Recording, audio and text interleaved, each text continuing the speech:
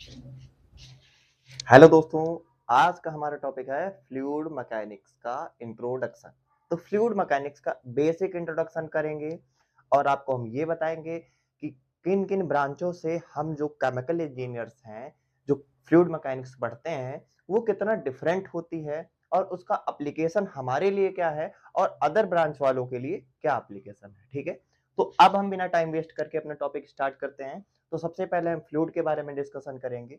तो अगर हम फ्लूइड की बात करें तो आपको पता होगा कि नेचर में हमारी जितनी भी चीजें एग्जिस्ट करती हैं तो वो हम अगर देखते हैं तो सॉलिड लिक्विड गैस की फॉर्म में ही देखते हैं। सॉलिड लिक्विड गैस की फॉर्म में देखते हैं कि तीनों की तीनों जो होते हैं ये हमारे फिर हम देखते हैं कि सॉलिड लिक्विड गैस। अब तीनों के अंदर डिफरेंस समझ लेते हैं। कैसे? अब हम फ्लूइड के बेसिस पर यहाँ पे डिफाइन करेंगे। तो फ्लूइड के अंदर हमें पता है कि एक सबसे मेन प्रॉपर्टी होती है, वो होती है फ्लो करने की। एक सबसे अच्छी प्रॉपर्टी होती है फ्लो करने की। इसका मतलब हमारा सॉलिड फ्लो नहीं कर सकता। तो जब सॉलिड फ्लो नहीं कर सकता तो वो हमारा फ्लूइड नहीं हो सकता। ठीक है? हमारा लिक्विड फ्लो कर सकता है, इसलिए ये लिक्विड हमारा फ्लूइड होगा। हमारा गैस फ्लो कर सकता है तो गैस भी हमारा फ्लूइड होगा। तो यहां से आपको क्लियर हो गया at the basis of flow. अच्छा, जब कोई चीज फ्लो करेगी तो फ्लो करते टाइम होगा क्या? फ्लो करते टाइम वो एक जगह से दूसरी जगह पे जाएगी ना। तो इसका मतलब वहां पे डिफॉर्म देयर शेप। इसका मतलब अगर कहीं पे लिक्विड है, एक कंटेनर में लिक्विड है, दूसरे कंटेनर में हमें भेजना है, तो हमें भैया वहां पे क्या करना होगा? कुछ एक्सटर्नल फोर्स देना होगा। इस चीज को अभी आप इधर मैकेनिक्स से और अच्छे से समझ जाएंगे, पहले इसको समझ लीजिए। अगर आपको ए से बी में किसी लिक्विड सॉल्यूशन को भेजना है या गैसियस गैसियस सॉल्यूशन को भेजना है तो आप क्या करेंगे? आप यहाँ एक्सटर्नल फोर्स अप्लाई करेंगे। पंप से आपने एक्सटर्नल फोर्स अप्लाई कर दिया, ए से बी आपने वहां पे सेंड कर दिया। ठीक है? अब ये बी से ए में नहीं आ सकता। अगर आप यहां एक्सटर्नल फोर्स फिर से लगाएंगे तब जाके बी से ए में ये फिर से आ जाएगा, ये जो भी हमारा फ्लूइड है इसमें। ओके?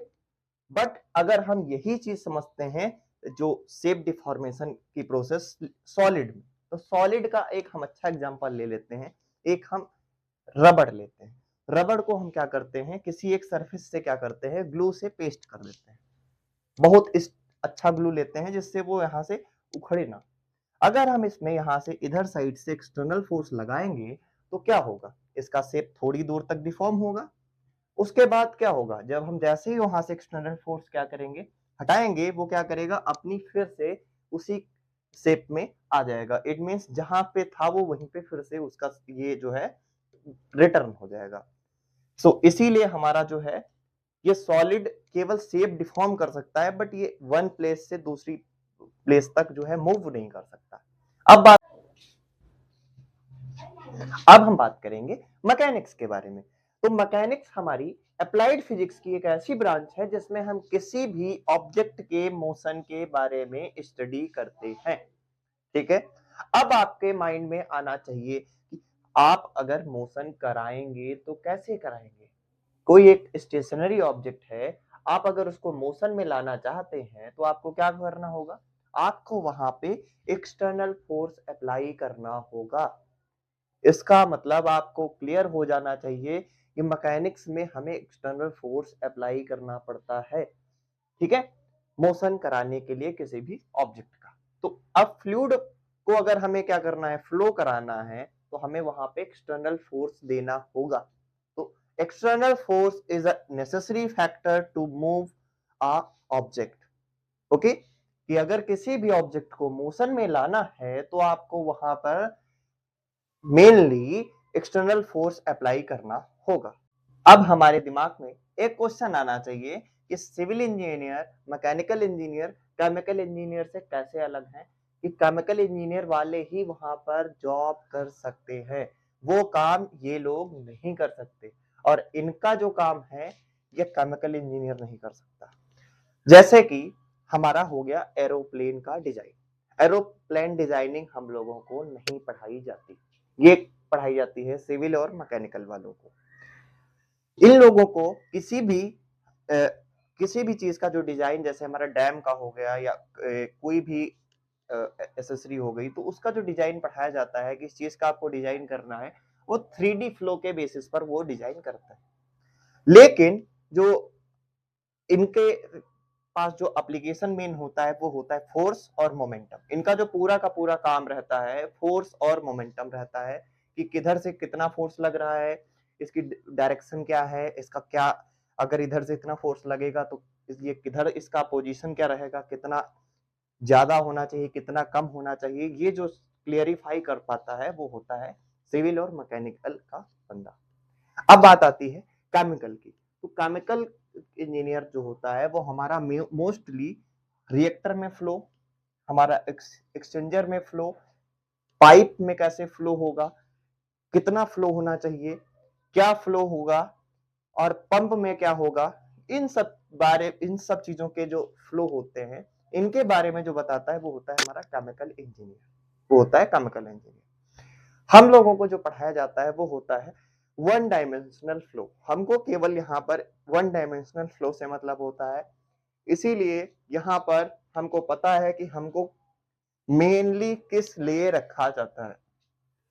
अगर कहीं पर मास मतलब कोई भी मटेरियल कहीं पर प्रोडक्शन हो रहा है, आपको रॉ मटेरियल दिया जा रहा है और उससे आप रॉ मटेरियल दिया जा रहा है, उससे आप प्रोडक्ट बना रहे हैं, तो उस रॉ मटेरियल से प्रोडक्ट तक आप कैसे उस जो मटेरियल को है फ्लो करेंगे, वो आपको केवल और केवल केमिकल इंजीनियर बता सकता है कि कितना फ्लो रेट होगा, क्या इसका कंजप्शन होगा, क्या ये सब चीजें होंगी। ये सब जो बताता है वो होता है हमारा केमिकल इंजीनियर। मास और एनर्जी की, तो मास और एनर्जी जो होते हैं ये हमारे स्केलर क्वांटिटी होते हैं। सिमिलरली अगर हम इधर फोर्स और मोमेंटम की बात करें तो ये हमारे होते हैं वेक्टर क्वांटिटी। तो इसीलिए हम लोगों को, इंजीनियर्स को, जो डायरेक्शन से कोई भी मतलब नहीं होता है, हमें केवल मास का फ्लो कराना है, वो भी वन डायमेंशनल फ्लो कराना है, हमें केवल इसमें वन डायमेंशनल फ्लो से मतलब होता है। लेकिन इन लोगों को क्या होता है, इन्हें 3D फ्लो कराना होता है, इन्हें 3D बेसिस पर जो है वो पढ़ाया जाता है, इसीलिए इनके में जो होता है वेक्टर कैलकुलस जो है एक सब्जेक्ट और ऐड हो जाता है। ठीक है। लेकिन अगर आपसे एक क्वेश्चन पूछा जाए कि क्या मैकेनिकल इंजीनियर वाला केमिकल इंजीनियर के काम कर सकता है, नहीं कर सकता है। क्यों नहीं कर सकता है, इसको हम एक एग्जांपल के बेसिस पे आपको समझाते हैं कि अगर एक ये पाइप है, एक ये पाइप है, अब इस पाइप में आपको अगर फ्लो कराना है, आपको जैसे कोई एक लिक्विड है ये फ्लो कराना है, तो आपको, आप बता सकते हैं, जो केमिकल इंजीनियर है वो बता सकता है कि इसमें जो फ्लो होगा वो कैसा फ्लो होगा, कितना फ्लो होगा, कि इसका जो लैमिनार फ्लो होगा। तो जब लैमिनार फ्लो होगा तो जो हमारा मैकेनिकल इंजीनियर होगा वो ये नहीं बता पाएगा कि वहां पे जो रेनॉल्ड नंबर है वो उसका वो कितना है। लेकिन एक केमिकल इंजीनियर ऐसा बंदा है जो बता सकता है कि उसका रेनॉल्ड नंबर क्या होगा। ठीक है। एक और डिफरेंस समझ लीजिए कि मैकेनिकल इंजीनियर जो होता है केमिकल इंजीनियर का काम क्यों नहीं कर सकता। सपोज दैट एक पंप है, ठीक है, एक पंप है, आप इस पंप का अगर हमें टोटल हेड निकालना हो तो टोटल हेड जो है वो हमारा, जो एक तरीके से देखा जाए तो जो केमिकल इंजीनियर की जगह अगर मैकेनिकल इंजीनियर है तो वो क्या करेगा, टोटल हेड तो आपको बता देगा, हेड की कैलकुलेशन वो करके आपको बता देगा।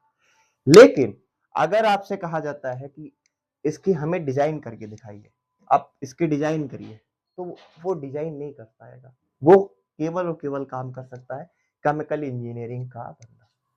ठीक है। तो ये है हमारा डिफरेंस इन दोनों के बीच में कि हमारा यूज क्या है और इनका यूज क्या है। तो दोनों दोनों ब्रांचेस के जो इंजीनियर हैं उनका अलग अलग एप्लीकेशन है और